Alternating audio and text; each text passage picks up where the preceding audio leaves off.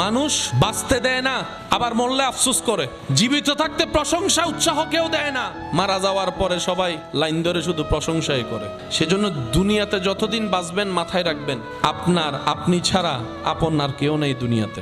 যদি আপন খুঁজতে চান, আপনি পাবেন একমাত্র নবী রহমাতুল্লিল আলামিন আর আপনার রব্বুল আলামিন।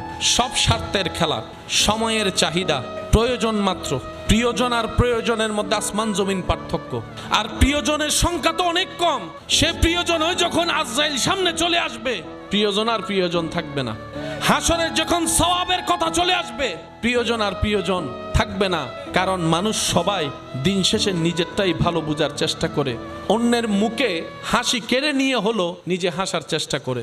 যতদিন বাঁচবেন তাওয়াক্কুলটা রবের উপর রাখবেন, দিলটা উজাড় করে আপনার আবার নবীকে মহাব্বত করবেন। বেশি বেশি ইস্তেগফার করব, বেশি বেশি দরুদ পড়ব, সাধ্য মোতাবেক সৃষ্টির উপকার করব, নিজে সয়ে যাব, অন্যকে সুখে রাখার চেষ্টা করব।